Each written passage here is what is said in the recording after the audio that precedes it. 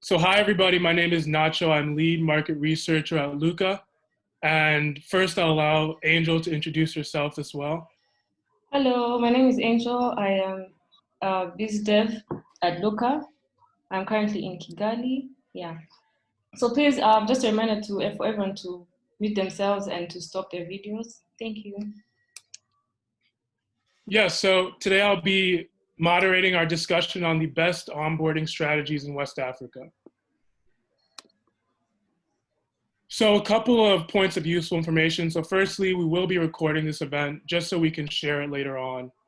And then secondly, we wanted to give you guys the opportunity to engage with this presentation and ask questions whenever you want to during the presentation. So we'll be using Slido, which I'll go into in a little bit, which will allow you to ask questions throughout, which we will address at the end in our Q&A.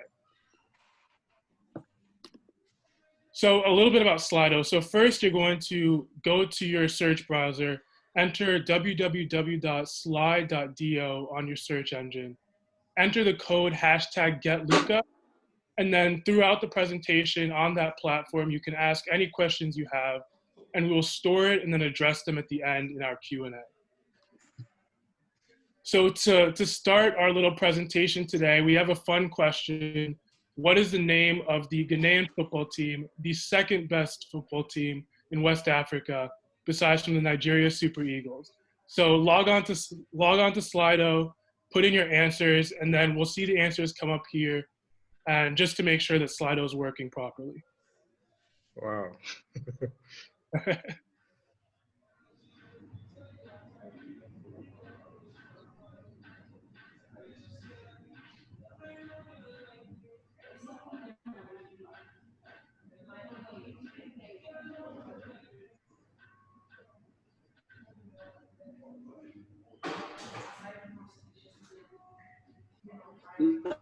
Nacho, please, what is the event code?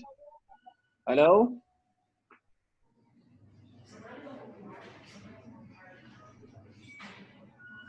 The event code is GetLooka with no space. GetLooka, right there.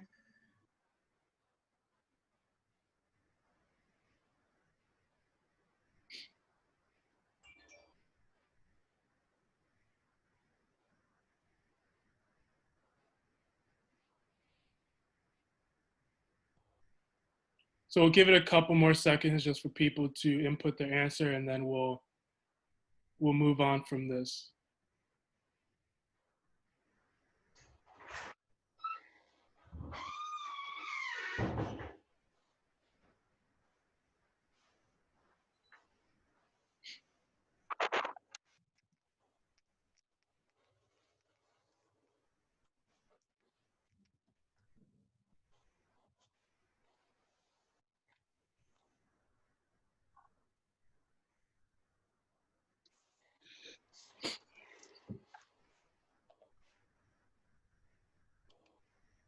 Angel, do you see the answers coming in yet? Are we good?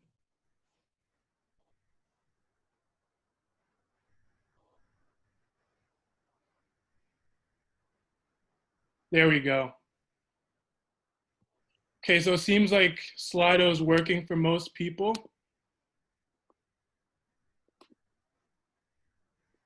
And that is the correct answer, the black stars. So Slido seems to be working. So throughout the presentation, if you have any questions, just put it on Slido, and we promise we'll address them at the end. But first, let's introduce our partners. So I'll start with LOOKA. LOOKA is a market research firm based in Dakar, Senegal, that was born under YUX, but is hoping in the near future to become its independent startup. LOOKA operates currently in 8 countries with 150 active surveyors on the ground that allows us to collect a bunch of qualitative information on a range of very important topics. Now I'll go to Daniel to introduce himself and YUX. Hello, everybody. Thank you for joining. I'm Daniel, one of the co-founder of YUX, and I'm a UX and UI designer at YUX. So what is YUX? We are a design agency based in Senegal and Côte d'Ivoire.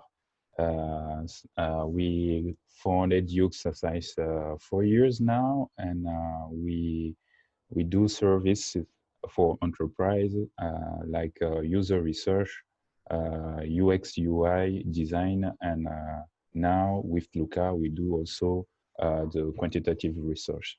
So we started YUX as a community of designers based in Senegal, and we have actually two communities, one in Senegal and another one in Abidjan, where I'm actually based. So this is all for YUX, but you can check out more information on our website, yux.design. Thank you. Thank you, Daniel, for that. And last but not least, Appruve. Paul, please introduce yourself and Appruve. Okay, thanks, Nacho. Hey, everybody, how y'all doing? My name is Paul Damani from Appruve. Appruve basically is a data API infrastructure. What that basically means is that financial services use Appruve to verify all kinds of data, right? And so if you were opening a bank account and you provided your ID card or financial statement, the bank would use Appruve to verify, to be able to tell if you are really the one who owns the ID card and you are really the one behind that banking app or that channel that is being used to onboard it. So yeah, this we do across currently Ghana, Nigeria, Kenya, Uganda, and we're growing constantly across the continent. We are used by various financial services on the continent, in Africa, and globally as well. And so yeah, that is what Appruve is about. A lot of what we do is really in the intersection of design, user experience, and security.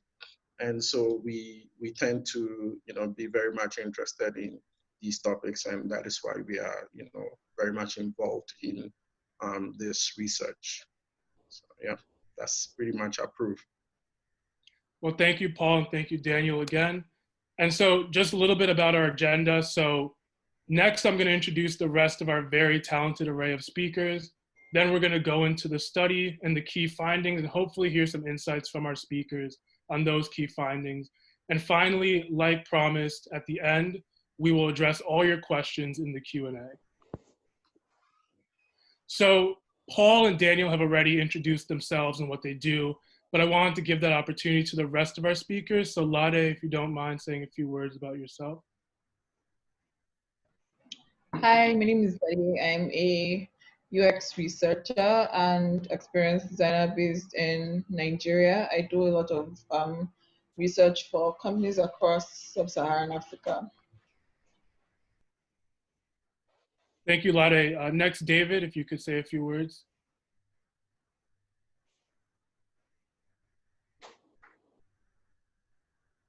Sorry, I think you muted David. Yep, you're right. Hi, everyone. I'm David. I'm the co-founder and CTO of Bloom Impact. It's a financial services marketplace that connects SMEs to financing from financial institutions. Thank you. Thank you, David. And finally, Sean.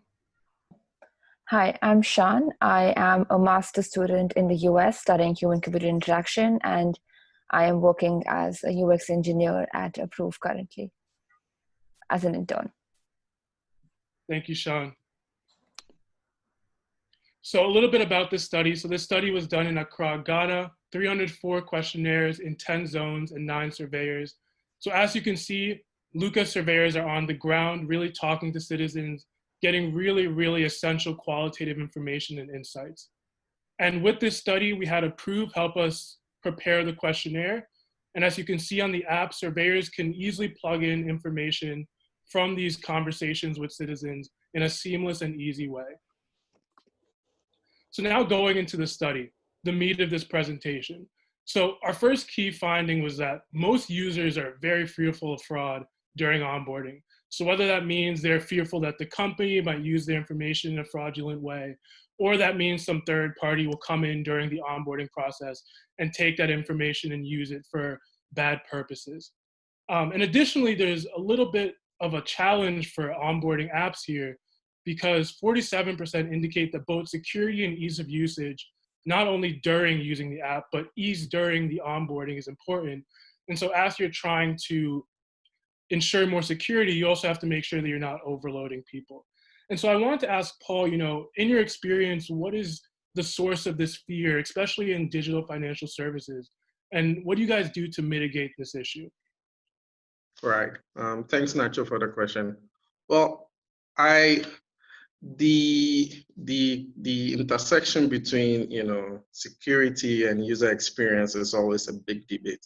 I mean, I don't think anyone really has like the perfect answer, but there are some things that are really obvious, right? And the first thing that when we're working with our clients, we understand very well when it comes to onboarding customers is, one, communicate. Users really they get it if you tell them that, or you reinforce things that they already have in their mind. So you're signing up to a platform where you know that you're gonna save your money or you're gonna invest money, right? You need to reinforce, as the app, you need to reinforce that, hey, our platform is very secured. If you do have certifications, let them know. It does give them a sense of security, right? And so this is one of the things that we always sort of like advise our users to do.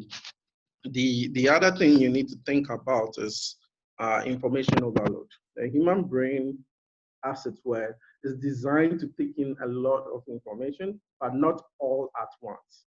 We consume information in bits, analyze it, process it over time. And so it's always important to give your user an option to be able to always come back. If they, wanted to upload a certain detail that they didn't have immediately, should really make it easy for them to come back and continue that process, okay? And so that is really critical when it comes to onboarding customers. And these are things that, aside our ability to, or our service that helps people to, verify identity, we actually spend time talking with our users to be able to implement such onboarding strategies. Thank you for that, Paul. And do any other of our speakers have any thoughts on this topic? Sounds good. Well, to go a little bit into the data that we collected. So like I said before, ease and security of usage are pretty much equal in the eyes of the user trying to onboard on these apps. And additionally, a large majority of people are fearful of fraud. And so apps need to try and seek this very crucial balance. And a large hurdle for onboarding is asking for personal information, whether it's just asking for too much personal information or whether it's people just don't want to give certain types of personal information. This ends up being a huge hurdle for people joining apps. And it's something that in the digital onboarding process, people should think about. And so this leads us to our second key finding, that too many questions in general lead users to quit your app. And a lot of respondents that have quit an app during onboarding, it was because they were asked way too many questions.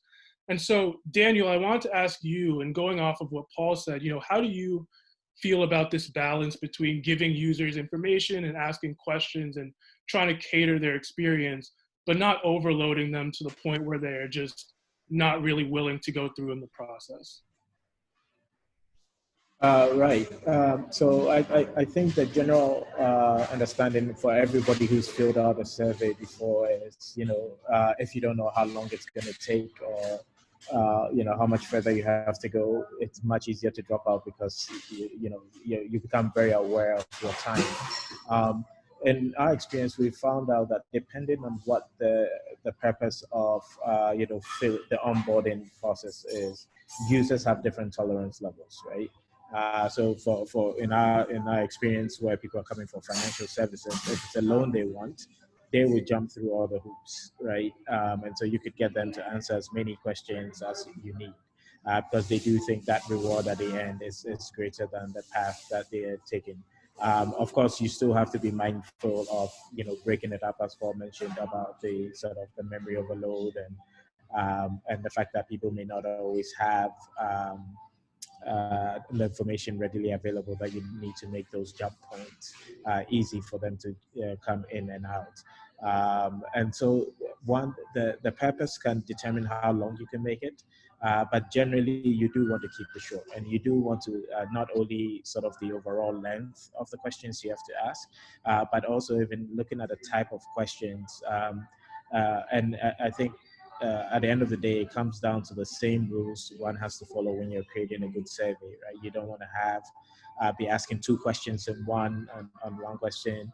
You want to make sure you're asking questions, you've pre-tested it, and so you know these are questions people can answer depending on the type of users you're targeting, the information you're requiring is information that they will need.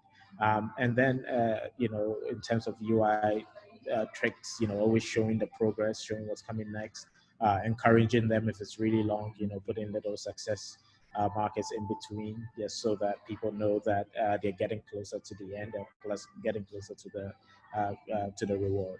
But I think a good general rule of thumb is if you can get away with only one question or two questions, do that, right? And find other ways in which you, especially during the onboarding, ask the least minimum you need, and then find other ways in the rest of the experience of the app to get the information you need for the other parts. So I'll leave that, and maybe others want to jump in as well. Yeah, maybe I could add something on that. So yes, if I could add behind you, is about maybe like take this metaphor when you onboard someone is like a visit, someone come visiting you at home, and the first thing you do is not to lead this person right to your bedroom, for example. You have the living room first, and maybe you can go to the kitchen, discuss a little bit, have a drink there. But it's there is a level of security, there is a level of information you can give to your visitor, because it's depending on the needs. So the information is given depending the relevancy of the information and depending the context of the usage. So the same thing happened inside apps when we just land on the app. We found many information, too much information that the product team give us, because they feel that I could be lost as a user if I don't have this information of this other information. And so we consider that there is a overload information, because the information is not just relevant at the right time. So the most important is to consider that there is a level of information and the level of security, of the level of confidence before giving this kind of information to the user. You need to consider that there is, maybe for the first time, for the first visit, this is enough for him. And also give him the way to find more information, find more help, maybe after if he needs. But also being, this is what I can add also. Consider like a visit in your home, and lead your user in the right room at the right moment could be more relevant regarding the information you give to him. Thank you guys for those insights. And to summarize, it seems like the theme here is keep it short and sweet. And so going into the data again, like you see, you can't ask too many questions, but also there's a lack of trust issue as well that makes people quit during onboarding. And so too many requirements before even earning trust will heavily increase your drop-off rate. And additionally, users are also interested in why am I being asked for this information? And the majority do believe this information is to ensure their security and ease of usage, and then also to help them use the app. So it seems like the majority of users do believe that the purposes of these questions are for the reasons that the apps are asking for. But like you guys all said, it's just about making sure these questions don't overload the users. And so another Slido question. So if you guys could log on to Slido, and we want to ask you guys, have you ever asked a question to a chatbot?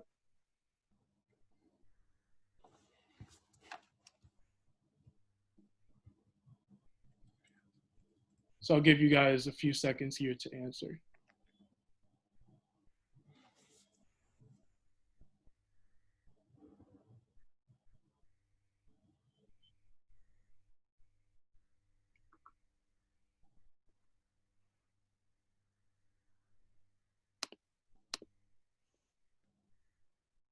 So it seems like most people have used a chatbot, but in our study, we found that, you know, most people don't know what a chatbot is or have never used one. So I guess we have a very technological group here. But, you know, those people that did use the chatbot didn't really find it very useful, or more useful than the process of, you know, filling out regular forms, which is very bad because these chatbots are supposed to be a more advanced way to give help to your users and get feedback, etc.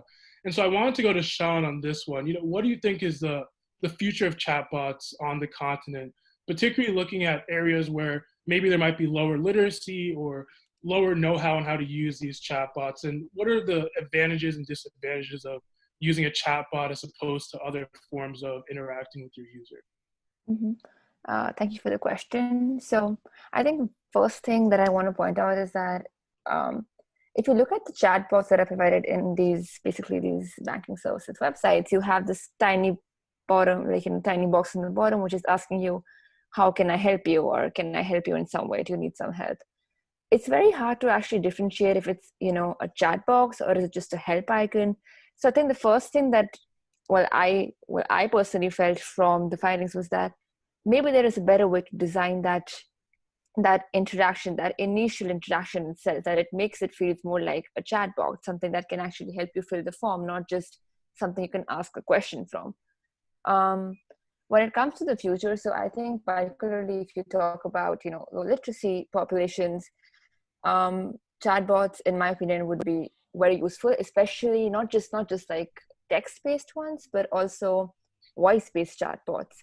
Because currently in a lot of bank onboarding forms, you have, you know, sections for people with low literacy or people who are blind, and they have to be filled by a third party.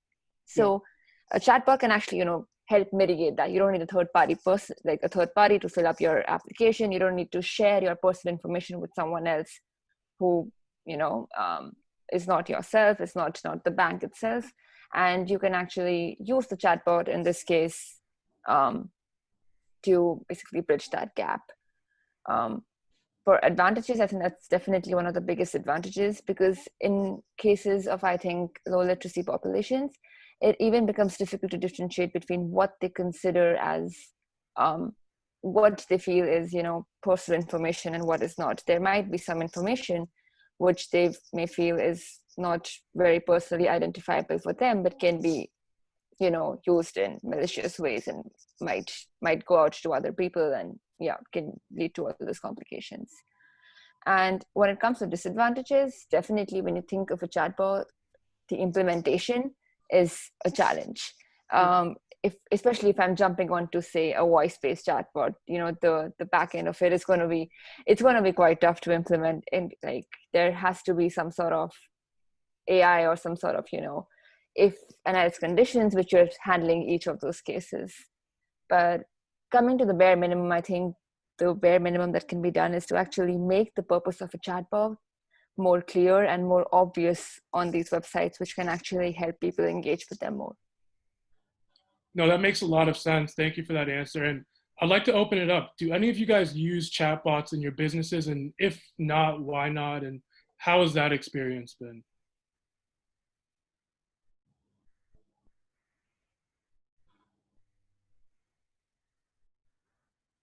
I guess, Paul, do you use chatbots for your company? Yes, we do currently have a chat bot on our website. And typically, the kind of people who come to our websites are either developers or let's say, a compliance officer of a financial service. It's pretty straightforward. Typically, if we don't have a service personnel logged in live into the chatbot, then the chatbot has been set in such a way that you can leave a message. And once you are able to leave your email and your message, we quickly reach out to you. And so I guess, I mean, in terms of how we enable the use of chatbots for onboarding of our own customers, pretty much it's really informational and it's there to provide support immediately when you can't get information that you need or you really want to talk with a real person. That makes a lot of sense. I also have an example. We work for the client on a chatbot. We used a chatbot for filling a form. So that was for example, for signing up on the service. The project was really well implemented, but the user didn't get that. So they just drop off. They said that it's too much complicated to sign up with a chatbot.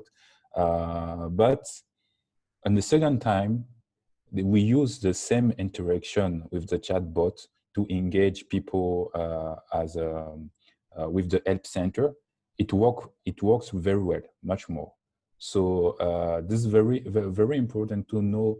So we try to do a teeny study to have feedback to understand why the chatbot with the help center work well and why it didn't work with the sign up form. When we found that the sign up form was too long. Instead, it was a chatbot, but it was too long. So the problem is about, yeah, it's too long. There is a lot of work, a lot of interaction, and after all, it's become complicated for the user. So it's also, as Paul mentioned, it's very important to go straightforward and have maybe 10 interactions, 1, 2, or 3 interactions with the chatbot just to trigger the first step of what you want to achieve with the user, and go straight forward to the goal, to the end goal. For example, if it's about signing up, sign up the user with 2 or 3 interaction. That means question response, and enough. Instead of going with a long don't do the error of translating the form, the initial big form with a lot of questions in the chatbot, because it just transfers the problem. It creates the same problem at all, and that was a good learning for us and our client. For sure. Thank you guys all for those great insights. And looking into the data again, the majority have never used chatbots, and those that have don't find it more helpful.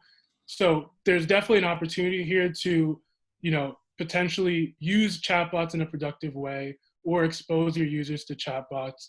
And then on the flip side of that, or in the next stage, make chatbots effective enough where people are happy with those experiences.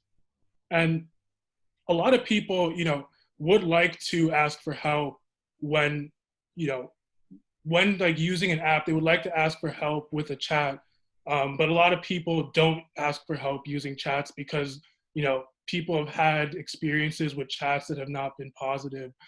And so a lot of that effort put towards app guidelines and customer service could be put towards improving the chats, because it is something where people do demand it, but the supply hasn't been adequate and sufficient. So to our fourth key finding, apps ask for documents that users just don't have ready to upload. A lot of users are asked for PO box and passport photos, and even I don't know the last time I looked at my PO box, but it seems like people are asked for it and very few people have it.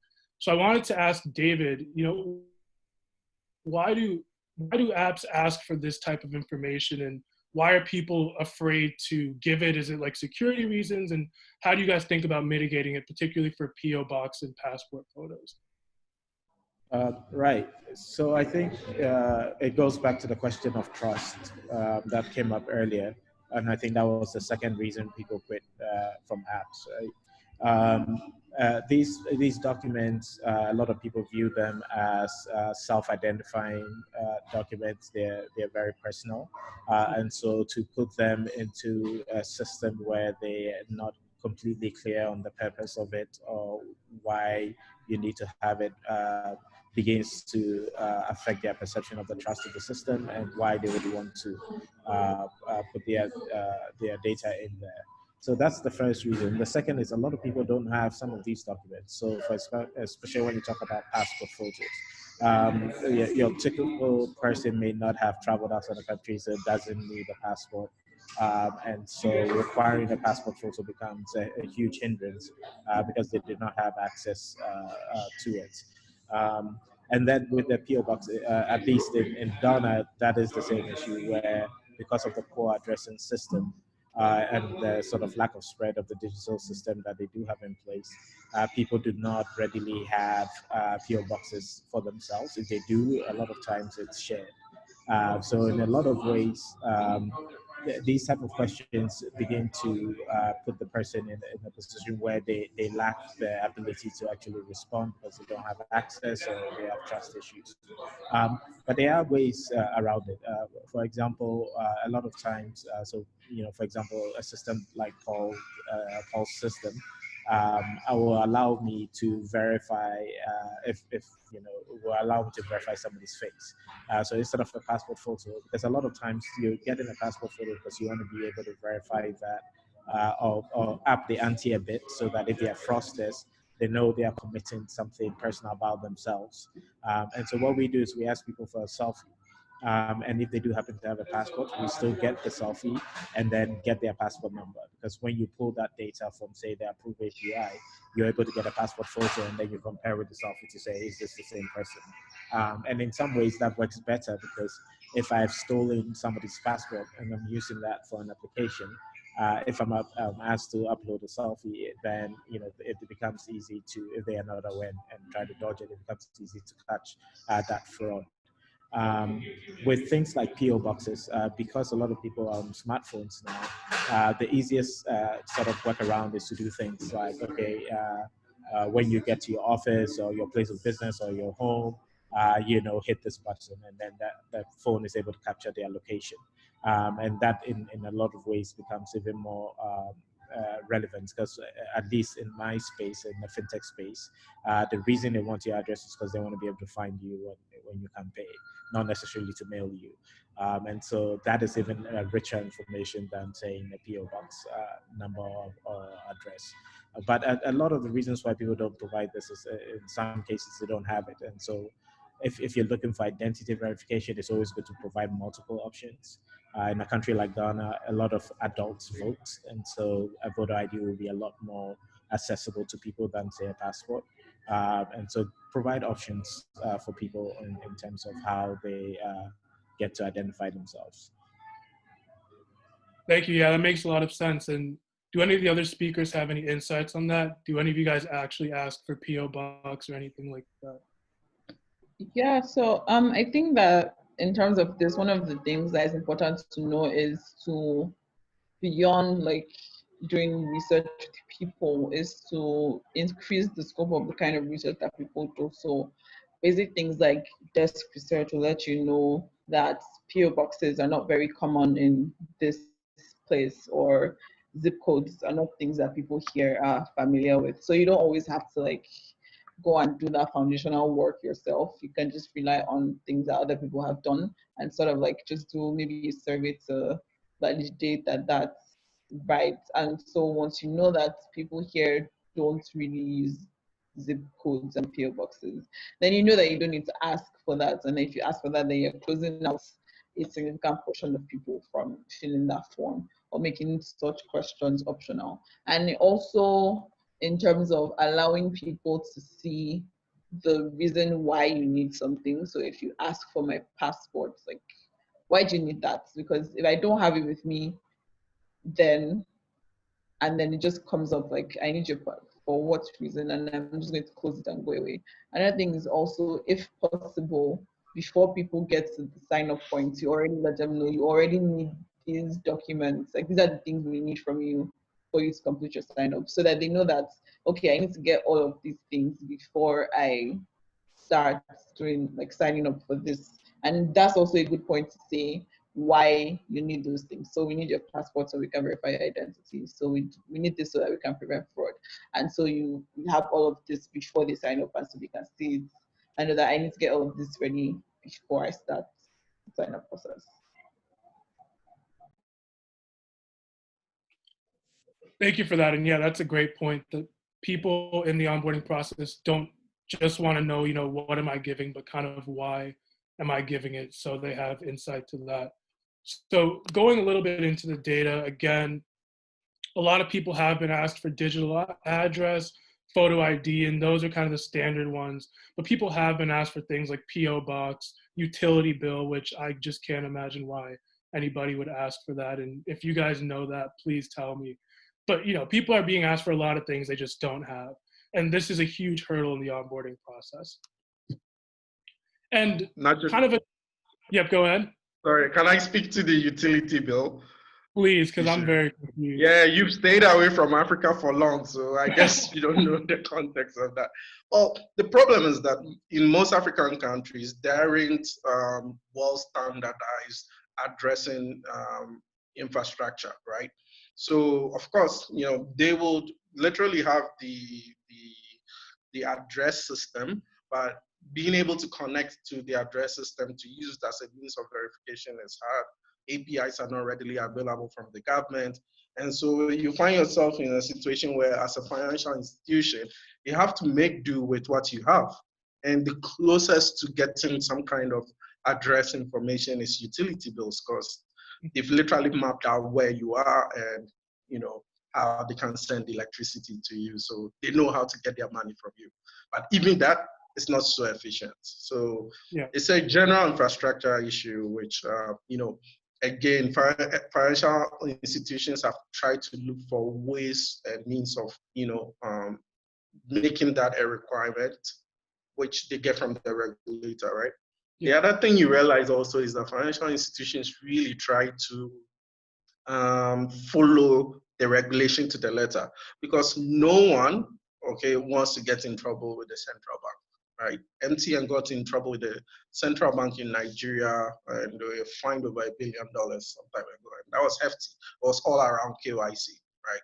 And so, well, yeah, basically, there's always a challenge of, meeting regulation, expecting, meeting what the regulators want you to do, and also the challenge of meeting user experience and security.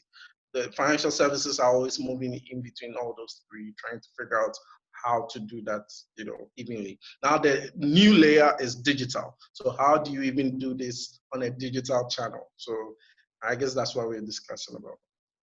That's super interesting. Yeah, I didn't know about the utility bill, but that definitely makes sense. And yeah, going back to this idea of asking for a lot of information, it's easy to be like, these companies are asking for too much information, but there truly is a concern about validating identity. And as you can see here, while the majority of people use the same number when logging into apps, and the majority of people are being kind of safe and being honest in this process, as you can see here, a lot of people are not. And so authentication concerns are prevalent, and is something that companies do actually need to think about. And the final key finding is that user experience is the main reason why your app is chosen. Users want an app that is easy to use and the process is engaging and interactive. And so I want to take this one to Lade and ask you, how have you seen the best management of making the app interactive, easy to use, but also professional, just a lot of different vectors you're trying to manage? How do you go about that from a UX perspective? And what's the future of this? Like, what do you think a lot of apps can improve upon? And maybe give an example or a couple of examples of apps that you think have done this effectively. So I think that like, the question really isn't how to make things look professional, so to say. So I know for a fact that a lot of people are drawn to visually pleasing interfaces. Like before anybody even uses anything, does it look good? And that's like the whole judging a book by its cover thing. But then when you pass that level, if it's not easy to use, if it's difficult to navigate and all of that, then you're going to lose people. So it's really about understanding who the users are, like the kinds of users that you have, because some people don't really care if it looks professional, quote unquote. And if you're trying to make it look super professional, but they don't care about that, or it makes them feel like, oh, maybe this is not for me, right? So it's I think it's based on doing research to understand the perspective of the people who you're targeting, if they have the same understanding of who you are as like what you're projecting, if there's a match. If there's no match, then that's when there's that issue of, oh, it's not professional enough, or it looks too professional. So it's basically understanding who are you targeting this to, and what do they think about the your brand and tone and all of those things. Because that's like one aspect that I think that a lot of companies overlook when it comes to like the general user experience. Is like they tend to not pay attention to like brand and voice and tone and all these things. But those things are important, because the people who usually, something that aside from like when you do ads and all these things, is the thing that attracts people to a company is like the brand that they present. And so if I perceive your brand to be super professional for like bankers and stuff, but if I'm your ideal user, but that's not the perception I'm getting, and then I'm just going to go away. And then in terms of like balancing easy to use and entertainment, I don't know that like people want to be entertained by an app, especially if it's like a financial services product.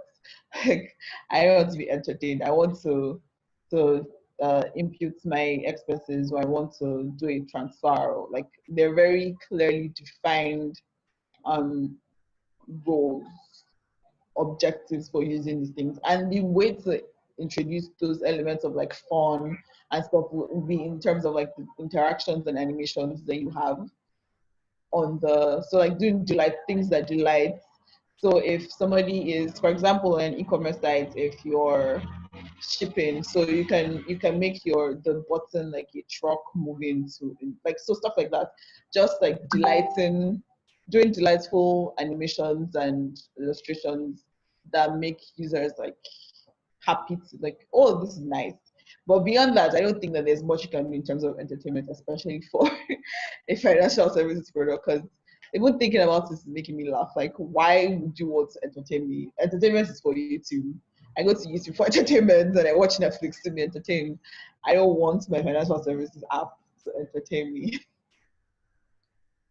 Yeah, I completely agree with you on that. And on that point, you mentioned YouTube and apps like that. Just to open it up, are there any apps that you guys have seen that really nail it when it comes to user experience and ease of usage?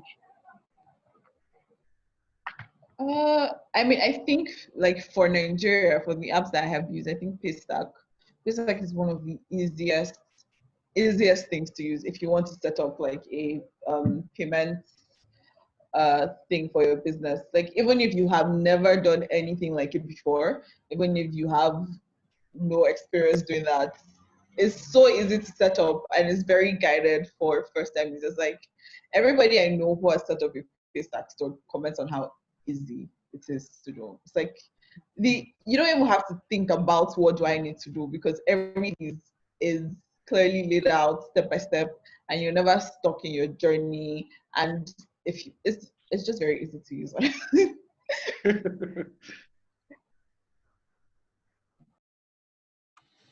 Anybody else have any examples of just really easy to use apps that you've had in your experience? So there is this app. I lost the name of the app though, but it's a survey app. It's a chatbot. Typeform, yeah, Typeform. Typeform is really simple to use, very easy to set up if you want to set up surveys. They walk you through the platform. And funny enough, they also have a new service called, it's a Typeform product, which relies on video. Basically, if you want to ask questions, you can humanize it, right? And so you'll record a video and say, what is your age? And whoever is taking the survey responds with either a video or a text. I think that is very, very intuitive. And it's more or less humanizing. It's taking away all the need for pure digital interaction and trying to bring human experience to, the total online experience, which I think is like a very good user experience. So yeah, Typeform is one of those tools. Interesting. Yeah, I can also give an example, but before I want to add just a little thing about the user experience. One of in the pyramid of user experience, the basics is about regarding the security or the functionality of the application, and after that the reliability of the application. So if I'm doing a financial services, I'm providing financial services, it's better than my app need to work first. When I launch the app, it need to work, the money need to go. And this is the first point. If my money didn't go, I'm frustrated. So this is this also contribute to a bad or good experience, to know that the application that I launch really work. This is the mainly very important, because sometimes a bug, just a bug, when the app bug too much, and it increased the rate of churn, and after that the application just have been abandoned. So we faced this kind of challenges with one application we work on, for a mobile network operator in Senegal, that is Orange Senegal. And we launched it we designed the last version of their mobile, for the mobile money service. So the onboarding was just with the phone number, and that was really quite easy to use. And one difference have been done, something very important that added value very quickly. That was the first version designed to work without the mobile connection. So you need to put on to take on your data and to use the app. Or sometime you just need to be connected on the Wi-Fi to continue use your app, but you didn't. It wasn't possible to do that. And this kind of little changing in the structure, in the text structure of the application itself, really enhance the usage of the application. So we work with developer to say that, okay, this application need to work with the Wi-Fi, and not just with the with the data of the mobile. But sometimes we don't have data, so this is very important. So, and afterward, things gone very well, and the application was very easy to use and very nice at all. So. For sure. Thank you guys for offering those examples. I think that was very useful for our audience. And so again, going into the data, so people really love Uber, Netflix, MTM Mobile Money is a big one as well. And so you guys can just see here some of the apps that have done a better job in really getting a positive sentiment from users. And so I wanted to ask you guys, what makes a good digital user experience for you? We've talked about a bunch of these things today. And so, I would love to hear you guys' feedback on what really makes it happen for you.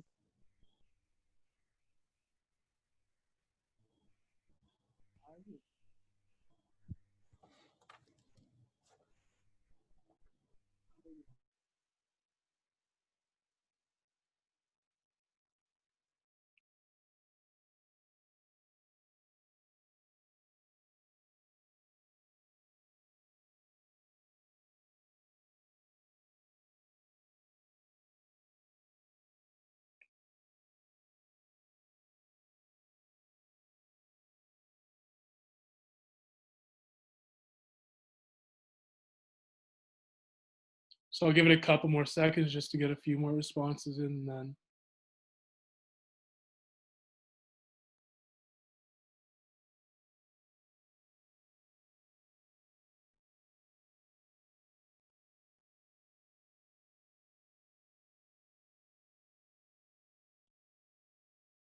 So yeah, it's looking like, having the app be fast, having a good design, and being secured are the top three, which kind of lines up with what we've been talking about. So looking into the data, we asked the respondents, why do you prefer these apps? Ease of usage, again, was the biggest one, like we talked about.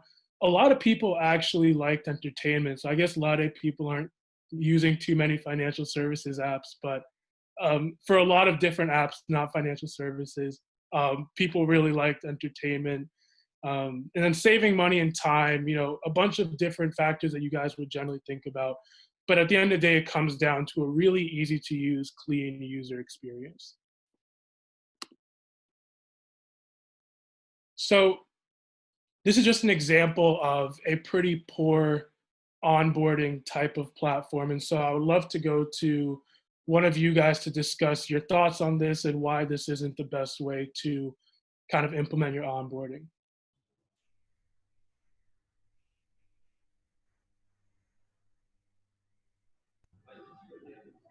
Lade, you are in mute. Lade, you're on mute. Hello?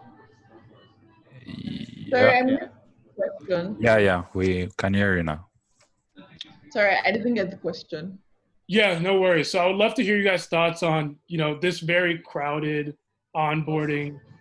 Just hear your thoughts on some of the insights on the page and just what you think about it in general, especially you guys in the financial services. Okay. So from like the interface that's here, there's like a lot going on. Like it's very clear that there's so much happening. You have like the tabs are not even clear. There's things that very bold, and then things that are not, and a lot of things are bold at the same time. So you don't know what is going on, and there's so many. Like it doesn't direct you to a particular thing. It's just all over the place. Yeah, for Very me, crowded. sorry. Yeah. Yeah, sorry. No. Sorry. So for me, I'm not able to make sense if I'm already logged in, or am I supposed to log into this page right now? Like, where am I in the process of, this website? I think that's the first thing that I'm having trouble identifying. Like, it's not very, even if it's there somewhere on the page, it's not very clear to me. Either I should have a username, or I should have like a login sign up button, which at least tells me the state of that. And yeah, that's apart from the crowding, that's obviously making it worse. Mm-hmm.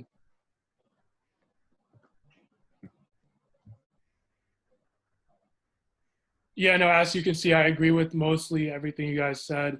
And going to another example, this is a very clean page, pretty clear, the sign up login, like you said, Sean. And so I'd love to hear from you guys, what makes this one a lot better from your experiences and just from what you see here.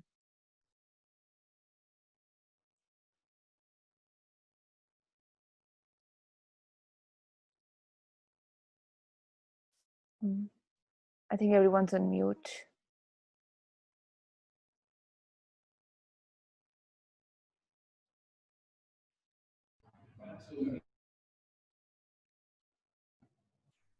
Okay, that's okay. Was frozen. Yeah. So for this Hello? one, this is like a direct opposite of the other one. It's much cleaner. It's easy to see what's happening. You can clearly see that you're not logged in.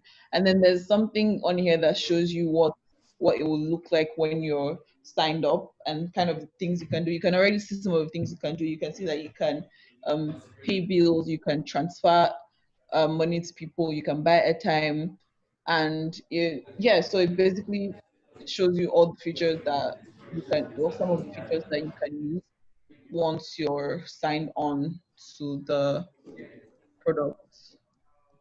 Yeah. Can you guys hear me now? Yep. Yep, we can hear you. Yeah, great. I mean, I guess, so for this platform, it's really straightforward, clean, very neat. Not much to confuse you. I mean, if I wanted to use the app, I would just click on the respective stores and be able to access it. Um, yeah, it's pretty simple. I'd wanted to speak to the previous one briefly. I think traditionally, what a lot of financial services have used their websites for, it's more of providing you with information. Uh, it hasn't always been a thing where they onboard customers through their website. Probably the only thing you'll be able to access through their website is their internet banking service. And so, yes, obviously you can see that this is the kind of pattern where their goal is really to give you information as much information as possible, to sell as much to you so that you make a decision. And I mean, that has worked in the past for various people, but again, because a lot of challenger banks are coming, digital platforms that are redefining the way finance should be delivered to people now, there's a lot more attention to user experience because you want to reduce your costs, and so you want to make sure that the entire experience is digital and as with very minimal, the need to walk into a physical location. So I think this would happen overnight for a lot of older financial services. They are beginning to learn, they are beginning to change,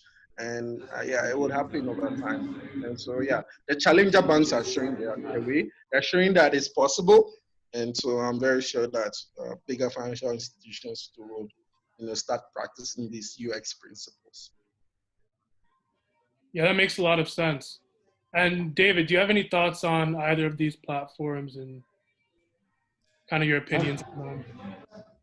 Well, I mean, first I think they serve different purposes, right? This looks like a landing page for a bank website, and the other is a landing page for a mobile app. So I think some of the differences are probably explained that way. That being said, obviously with this GCB site, as Ladi pointed out, there is no clear call to action, right? It's basically, here are all our offerings right in your face.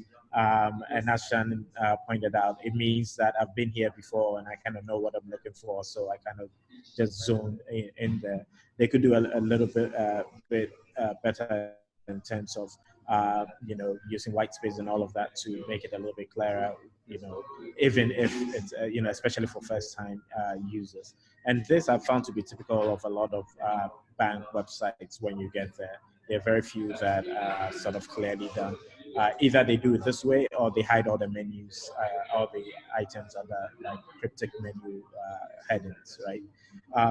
The mobile app one is that, as I said, that was Larry pointed out. It's clean, it's clear. It's very, the propositions are clearly stated.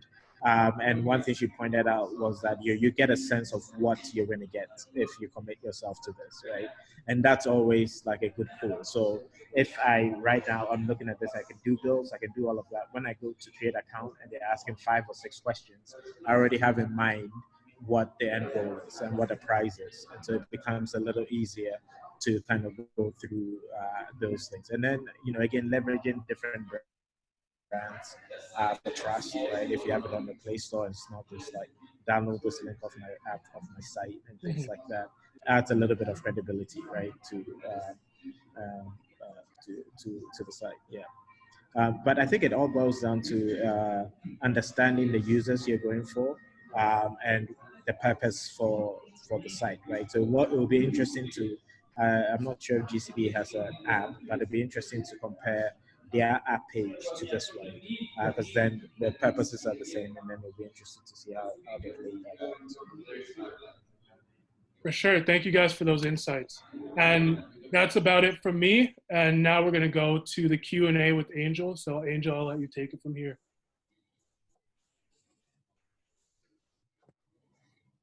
Okay. I don't know why they're not showing. Give me a minute.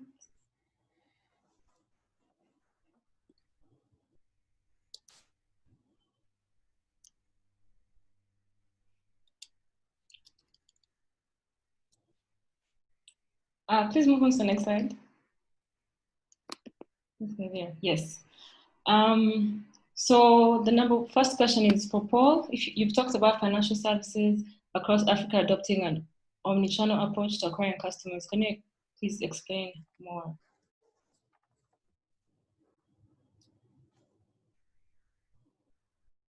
Paul?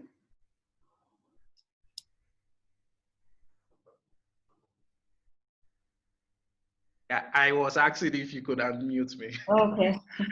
Yeah, please take the question again. I think some of the questions are in Zoom and others on Slido.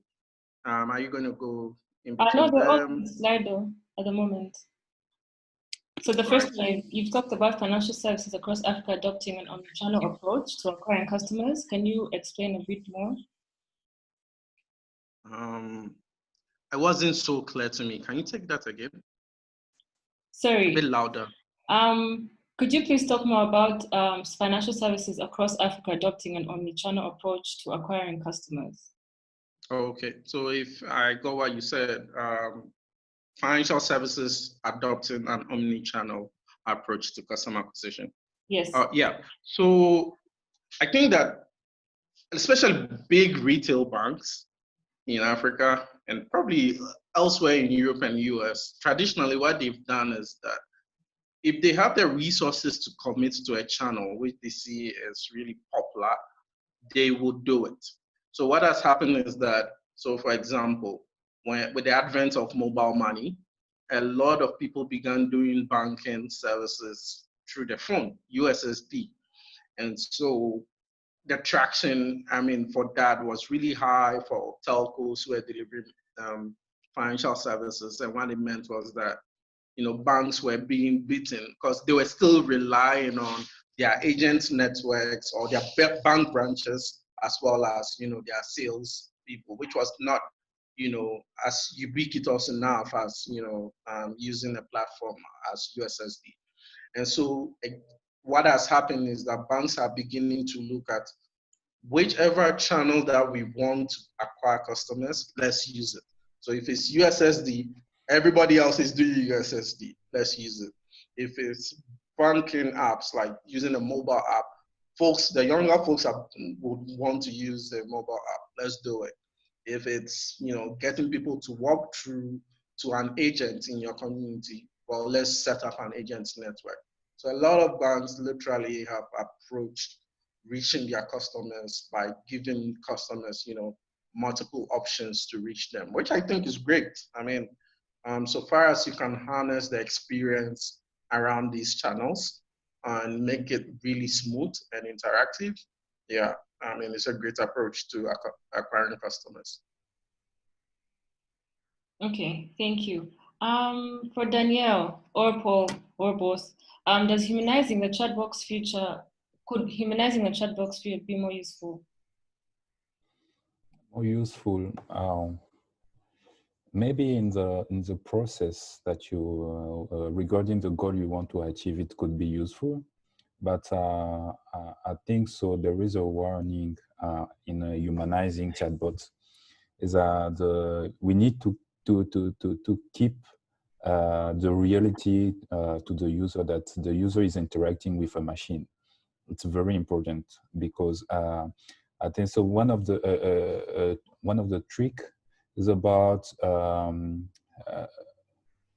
abstracting the interaction, the correspondence, and make the user feel that like he's interacting with another human.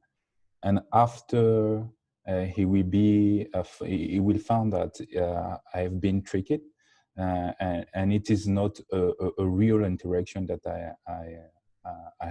I have done with last time. So the most important is yes, it's very important to make the bots more intelligent, more convenient, more human, let's say,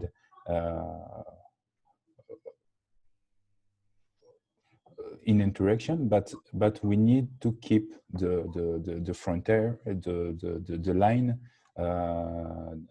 that the user need to understand that he's interacting with a real bot, with a machine, and this reality need to be kept at the last point.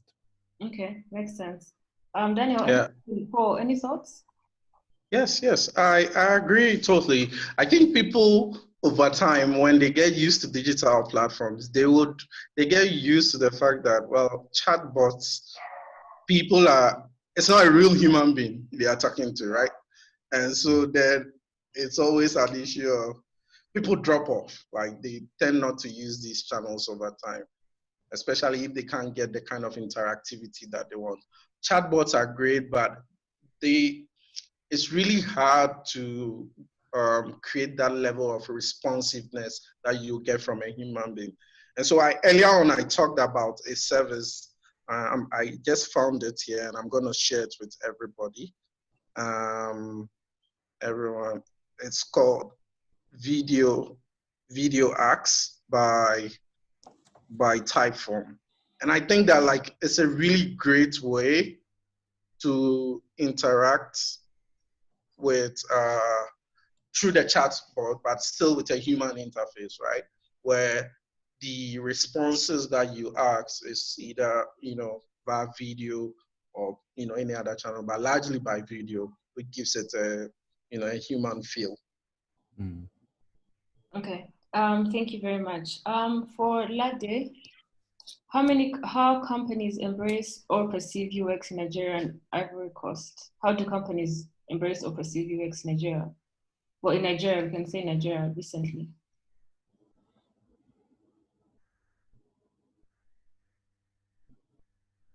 Lade?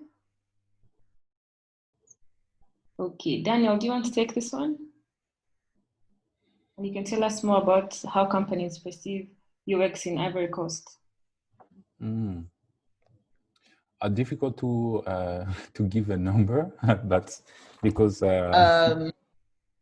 sorry, Lade, you want to go? Hello? Okay, I will be quick. So can you hear me? Yes. Can you hear me? Yes, but it's breaking off. Can you hear me okay? Yes. Yep. Okay, so as far as I can tell right now, there's definitely a much greater appreciation for taking UX into consideration as compared to 4-5 years ago when I started in the field. And it's not as much as most people would like, and a lot of the time people tend to ignore all of this feedback because a lot of people don't see how it directly relates to their bottom line, which is a thing where a lot of UX stars need to do a lot more awareness and education on how UX impacts the bottom line, because that's what most businesses care about at the end of the day. So yeah. Okay. Yes, Danielle.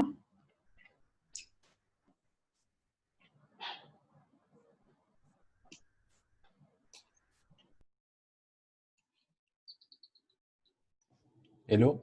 Yes. Hello, okay, nice. I was saying, yes, as Lade say, it's pretty new in countries like Senegal, Ivory Coast. We are just at the beginning of this industry, and also, but we can also see some companies like telco, like MNO, mobile network operators, financial services, and other companies with a strong culture of the digital or in the tech field, who really were really embracing this new discipline, and also onboard it in the inner process. So this is pretty new for many companies, but there is a whole field, but really getting renewed is about regarding the user research. When we bring methodology like design thinking to the big organization like the World Bank, the African Development Bank, or some institutions like that.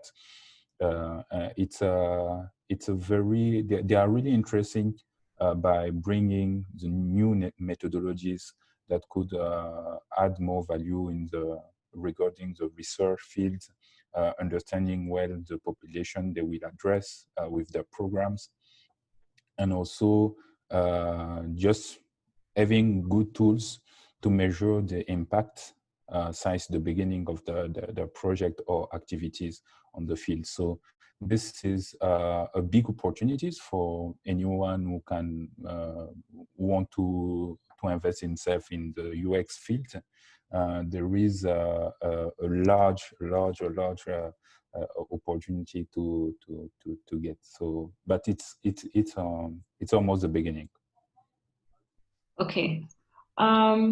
For David, are there effective ways to allow people to sign up without asking for usernames and passwords, since it's very hard to memorize?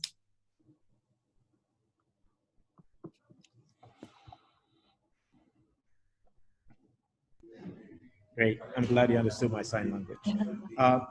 Yeah, I mean, that depending on the target audience that you have, and in a lot of, in Ghana, a lot of African countries, you're going to run into this problem. Not necessarily that people are fully illiterate, but that they are probably more numerate than they are illiterate. And there are ways around it. So especially, for example, for username and passwords, the quickest is to rely on phone numbers, as say the username, and then have that set like a 4-digit PIN. And both of these are one relying on the fact that the person will remember these numbers for themselves, so on sort of the memories that they have. And then secondly, the 4-digit pins actually mimics what a lot of people are already used to in terms of using mobile money or similar services that they have on their phone. So in terms of onboarding, if you're addressing a highly illiterate community, a lot of times and in research you bear this out, you find that in these communities, they can read and write, but they can count, and definitely count money. And so relying on these numbers and smaller numbers, which do not put a lot of memory load, really helps the onboarding process. Okay. Thank you. For Lade, what user onboarding trends do you see coming for the continent in the next few years, and what would you like to see more, apart from the entertainment?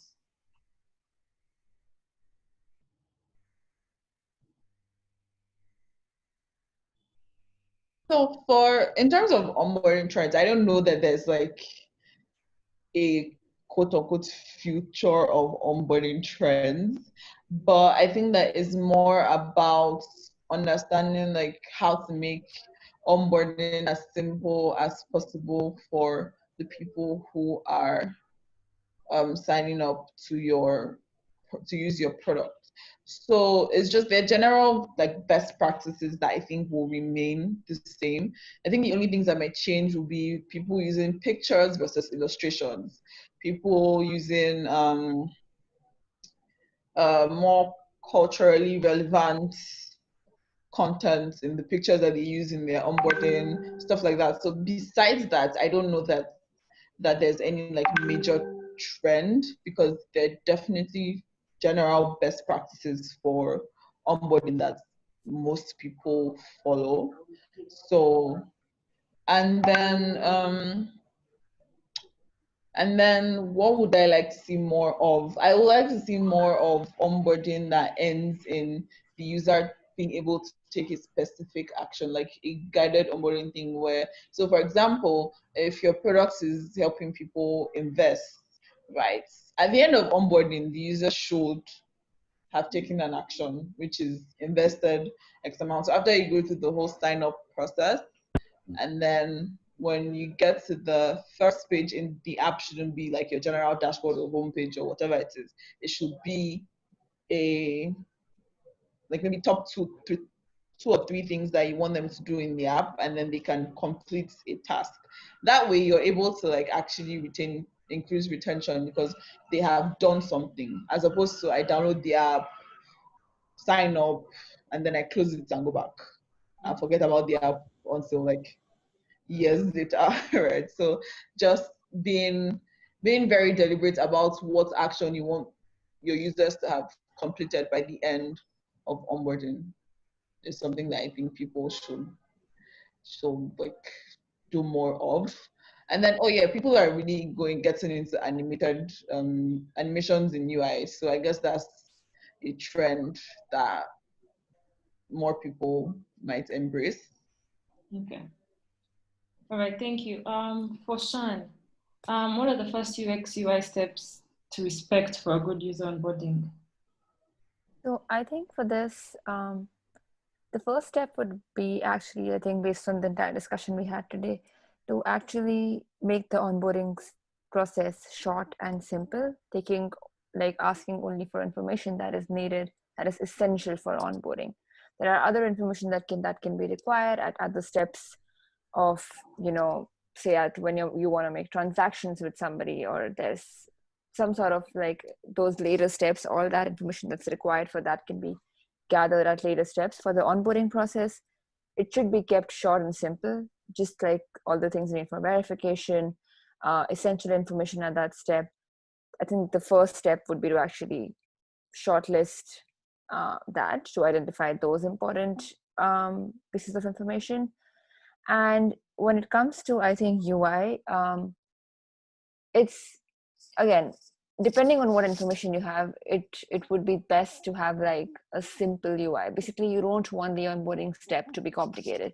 If you lose customers at that very step, you will never be able to explore ahead what your service could do. So I think it's going to be all about making that step very simple, having short progressions, not having everything on all the information collected in one form, say on one entire page. You'd want to split that up. You'd want the users to know what is the information that they are providing. So having different categories for that, having only appropriate questions within those categories. Those are like small, I think, tips I can think of on the top of my head when I imagine filling out an onboarding form. Okay. Danielle, any thoughts? Yes, I can have also the first step for you when you are creating an onboarding is about setting up your goal, your end goals. It's very, very important because you must know what will be the first action of the user when he come when he land to my application or my website, something like that. It's very important. And as I should say, it's also very important to keep it very, very short, very simple, visually, and also in terms of steps.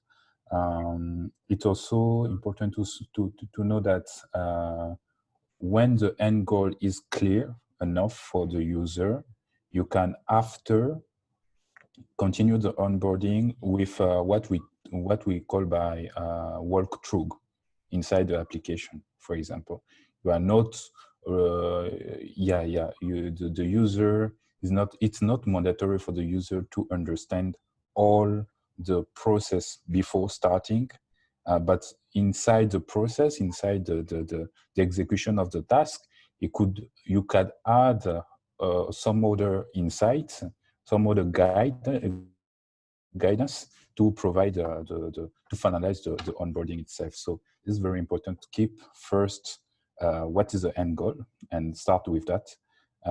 Understand who is the user, where your user came from, and keep it simple in terms of steps. All right. Yeah.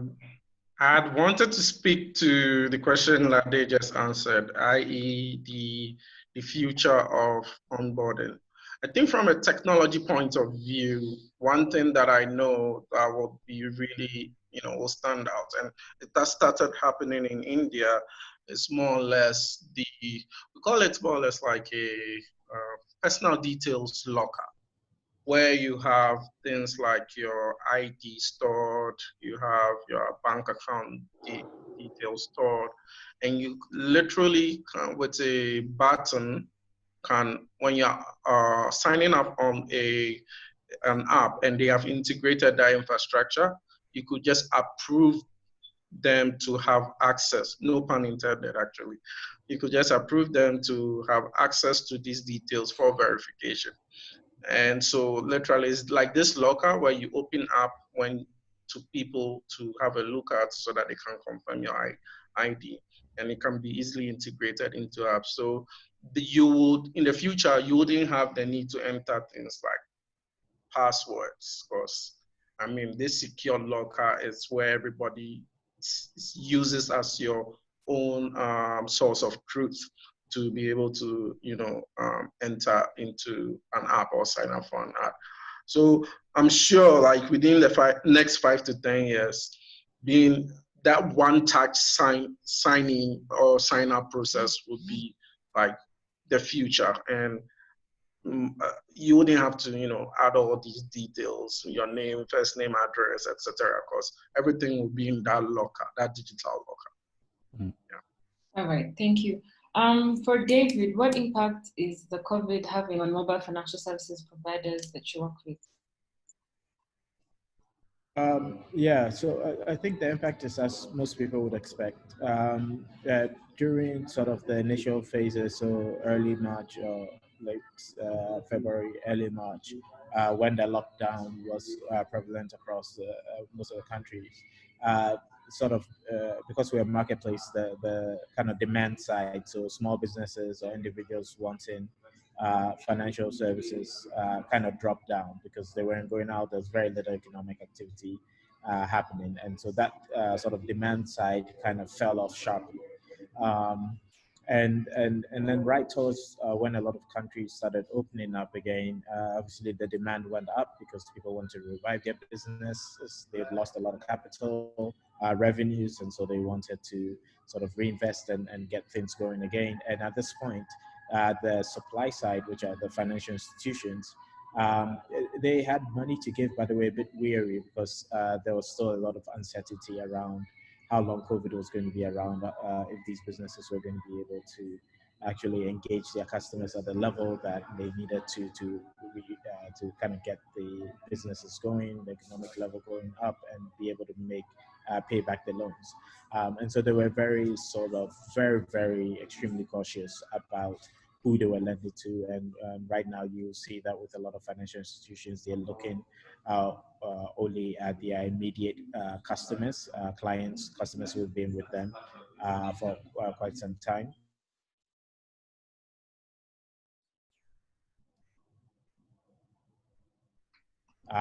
In terms of new clients, it has to be a really solid SME before they can they would engage. And so that's sort of been the pattern. But as a lot more countries are committing to staying open and finding other sort of ways of keeping the economy going while taking the health concerns into considerations, the banks are beginning to get a little bit more, take on a little bit more risk in terms of lending outside their own trusted networks of existing customers. Right, thank you. For Danielle, is using a secure symbol icon enough to let users know the app is secure?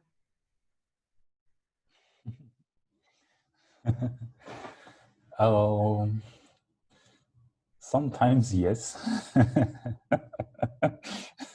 Pretty difficult. Difficult to know. Why is it difficult? Difficult to know, to understand if the user himself really feels secure, and because there's a kind of feedback is a very is a feeling that and sometimes the user don't share this kind of feeling with you. They just share the feeling that, oh, I'm not sure that my money will go safely. But Yes, feeling the security is not just, first, it's not just a question of iconography. It's not enough, sure, for sure, it's not enough. It's about the tech itself must to be secure and must to communicate the security and the safety of the platform, and also the rest of the pictorial environment regarding the color, the so also the typography. For example, if you are a bank and you use a kind of handmade typography, it's not it doesn't fit with the kind of institution, the image of your institution. So it's also very important to look at all of those things. We call it the graphic chart, or the brand identity. All your brand identity need to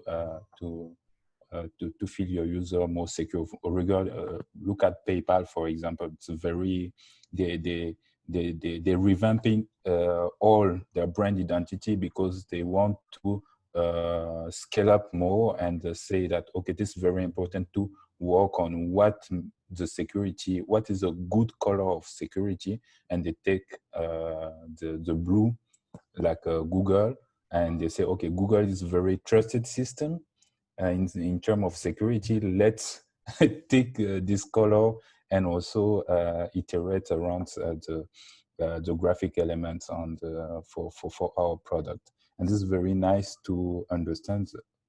Iconography is not enough, but it's very important to work in every aspect of your brand identity to communicate the security and safety. All right, thank you. The last question to Sean: what is the best way to capture users who cannot read and write words but can enter quantities and phone numbers when signing up?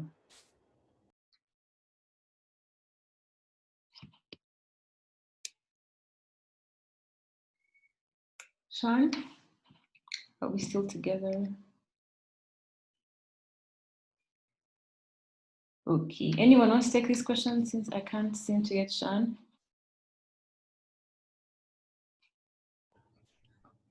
Hello, I think so. We don't have access on our mic. We can hear you, Daniel. We can hear you. So anyone wants to take the last question? Yeah, can you repeat the question? What is the best way to capture users who cannot read and write words but can enter quantities and phone numbers when signing up? I'm struggling really to hear you. Sorry. Well, can you see the screen? It's right there, the question. Hello? We can't hear you. Okay. Daniel, do you want to take this question? I don't think we can hear. Oh. Okay. Yeah, I will be quick. I think so. For who cannot read or write word, but can enter quantities of phone numbers, or maybe also voice notes, it's a good solution.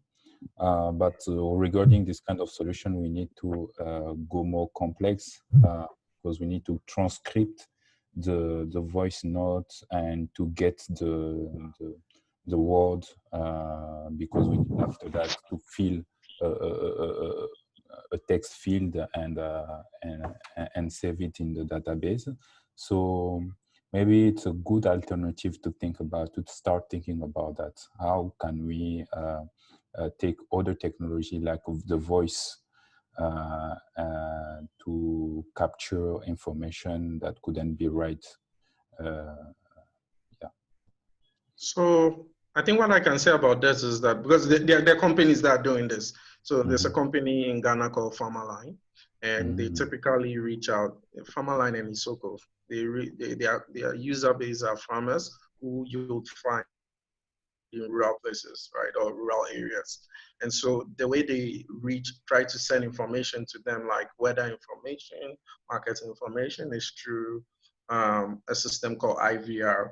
And IVR basically combines the USSD short code as well as, voice. And so say you wanted to know the price of mango in Dakar today, so that you could export your mangoes to Dakar. You dial a short code, and every prompt that comes up is literally a voice prompt. So you select one, and the prompt that comes up is, depending on the language you want, you can even select languages. You can select the kind of service, but all the prompts are voice. I think the next step for some people is to make this interactive. Typically, I have seen IVR to be one way, but I think now they are trying to make it very interactive, where you can actually record your voice or your responses, and it goes back to it. So it's been used. IVR technology has been around before, but it's obviously, it has form factor challenges, right? It's largely UX on, well, feature phones, but of course can work on other channels. But it also really depends on who you are trying to reach out to. Yeah. All right, thank you very much. That's it for the questions. Back to Nacho. Yes, I just wanted to take the opportunity to thank, first of all, our partners, YUX and Appruve, and also thank the speakers today for offering some really great insights on onboarding and just a lot of really interesting topics in general. And then finally, thanking the audience for being here in this format.